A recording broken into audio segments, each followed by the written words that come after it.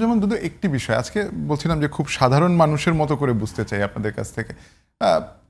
5 August পরবর্তী বিশেষ করে ঐকমত্য কমিশন, সেখানে আমরা দেখলাম যে আলোচনা হলো, বেশ গঠনমূলক আলোচনা, এবং তার অনেক কিছু হয়তো বা সাধারণ মানুষের বুঝেরও বাইরে, কারণ যেগুলো আসলে আইন প্রণেতারা করবেন এবং ভবিষ্যৎ আইন প্রণেতা যারা হবেন সেগুলো সব কিছু বুঝবে তা না, কিন্তু একটি বিষয়ে খুব একটা ইতিবাচক বার্তা ছড়ালো, যে যেটি প্রিন্স ভাই বলছিলেন যে সবাই একত্রে বসলেন, প্রত্যেকের কথা শুনলেন, যুক্তি খণ্ডন করলেন, একবার প্রিন্স ভাইয়ের ওয়াকআউটও করেছেন, হ্যাঁ, প্রতীকী 1 মিনিটের জন্য ফিরে এসছেন, সব কিছুই হয়েছে। কিন্তু আমরা যখন দেখলাম যে লন্ডন বৈঠকে যখন বিএনপির ভারপ্রাপ্ত চেয়ারম্যানের সঙ্গে প্রধান উপদেষ্টা একটি বৈঠক হলো এবং তারপর তিনি যখন নির্বাচন নিয়ে একটা শক্ত স্ট্যান্ড নিলেন, তারপরে আপনাদের অনেক দিনের আন্দোলন এবং জোটসঙ্গী জামাত দেখলাম যে একটু মনে হয় একটা ভিন্ন স্ট্যান্ড গ্রহণ করলো, এবং তারপর থেকে পিআর সামনে এলো, পিআর ইস্যুটা সামনে এলো, যদি এটি মানে একদম নতুন ইস্যু তা না, রাজপথে চলে গেলেন।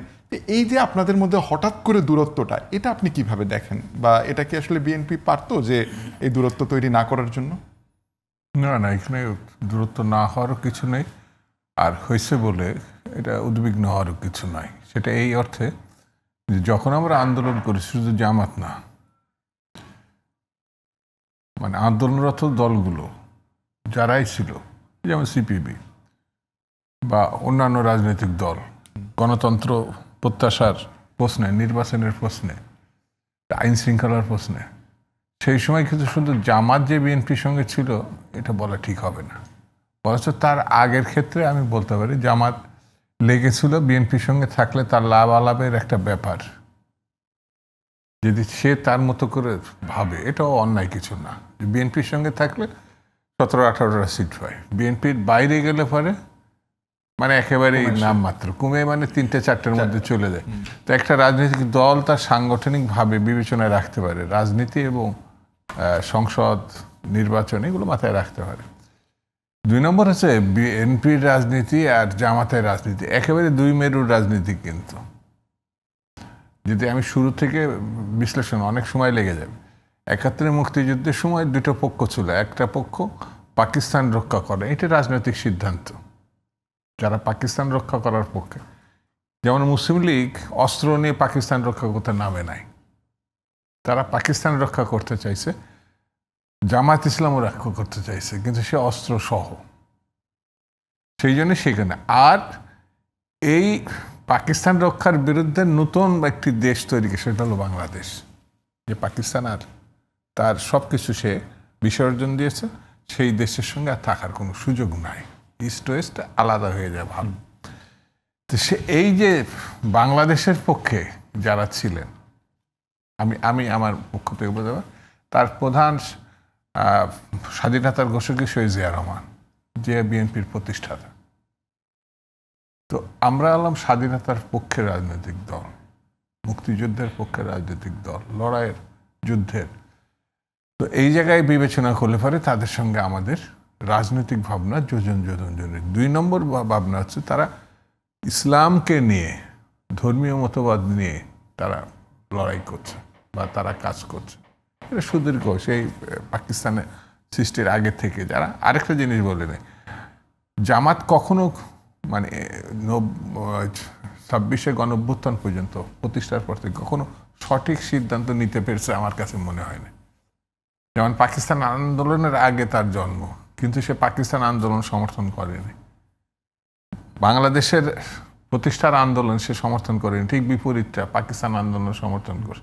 24শে গণঅভ্যুত্থান হওয়ার পর মজার ঘটনা হচ্ছে, আমি 3টে মোটা দাগের কথা বলছি, যে আমি আওয়ামী লীগের সব যারা গণহত্যাকারী তাদের আমি মাফ করে দিলাম। তীব্র যখন প্রতিবাদ উঠছে দেশের মধ্যে, 24 ঘন্টা বা 48 ঘন্টা পরে সে দুঃখ প্রকাশ করে এটা থেকে প্রত্যাহার করছে। সেই জন্যে এই যে বৈপরীত্য বা বিভেদ বা দূরত্ব, এটা না, বিএনপির রাজনীতি অত্যন্ত পরিষ্কার। আমরা শুধু ধর্মীয় আবরণেও রাজনীতি করি না, এটা বাংলাদেশি জাতীয়তাবাদ, গণতন্ত্রের প্রশ্নে, মানুষের অধিকার প্রশ্নে, 19 দফার প্রশ্নে বিএনপি রাজনীতি করে। সেই জন্যে তাদের আন্দোলনের সময় অথবা নির্বাচনে জোটও হতে পারে, কিন্তু তার অর্থ রাজনৈতিক মানে সে সরে গেছে, আমরা সরে আসছি, এটা বিভেদ হয়েছে এমন না। রাজনৈতিক কারণে, সময়ের কারণে দরকার হয়েছিল, তখন একটা জায়গায় যাওয়া গেছে। কিন্তু এখন যে জিনিসটার ঘটনা হচ্ছে, যেমন সে ইলেকশন করবে কি করবে না, সে তো অবশ্যই তার তো ডিসিশন নিতে পারে, তার রাজনৈতিক সাংগঠনিক এটা ব্যাপার। তবে আমার বিবেচনায় মনে হয়েছে নির্বাচন যত সময় যদি হয় বাংলাদেশে আওয়ামী লীগ সহ জাতীয় পার্টি সহ আমি বলে দিই এমন কোনো রাজনৈতিক দল থাকবে না, তার যদি অংশগ্রহণের সুযোগ থাকে তাহলে সবাই নির্বাচনে অংশগ্রহণ করবে, কারণ এগুলো সব গণতান্ত্রিক রাজনৈতিক দল। এমনকি এই যে আমার আজকের সহযোগী অতিথি মানে কমিউনিস্ট পার্টি, তো তারা গণতান্ত্রিক ভাবনা চিন্তা নির্বাচন এগুলো তাদের পার্টি ফর্মে নিয়ে আসে। না হলে আরেকটা একসময় আমাদের দেশে কমিউনিস্ট পার্টি ছিল, তারা সশস্ত্র পন্থায় সমাজতন্ত্র বা কমিউনিস্ট ক্ষমতা দখল শ্রেণী সূত্রর ব্যাপার, সেটা নকশালপন্থী। এটা কিন্তু বাংলাদেশের রাজনীতিতে এটা বুঝতে হবে যে এই এখন যে সিপিবি এটা কমিউনিস্ট পার্টি, তো আরও কমিউনিস্ট পার্টি ছিল, তাদের লক্ষ্য পথে ঠিক তেমনি জামাত ইসলাম একসময় ইসলামী বিপ্লবের কথা বলতো এবং সেটা সশস্ত্র পন্থায় তারা চিন্তা করত, পরে সেখান থেকে সরে গিয়ে গণতান্ত্রিক ধারায় আসছে। তো আমার কাছে মনে হয়েছে যে নির্বাচনের মধ্যে দিয়ে প্রতিটি রাজনৈতিক দল, যেমন আমি আমার দলকে বড় বলছি কোন বিবেচনায়, একাধিকবার আমরা নির্বাচন করছি, সরকার গঠন করছি, পরিচালনা করছি, কিন্তু সামনের নির্বাচনটা যতক্ষণ পর্যন্ত আমরা অংশগ্রহণ না করব, কার কি পজিশন, কে কি অবস্থায় থাকবে, আমার বিবেচনাটা তো আমি অতীতকে নিয়ে এবং আন্দোলন সংগ্রামে আমার দলের ভূমিকা, আমার দলের ছেলেদের রক্ত দেওয়া, জীবন দেওয়া, এই বিবেচনায় তো আমি মনে করছি বিএনপি নিশ্চিতভাবে জয়লাভ করবে এবং সরকার গঠন করবে। তবে এখন আমি স্পষ্ট করে বলি, যে ওসিলাতে নির্বাচনের বিরোধিতা করুক না কেন, সে জনগণ থেকে বিচ্ছিন্ন হয়ে যাবে।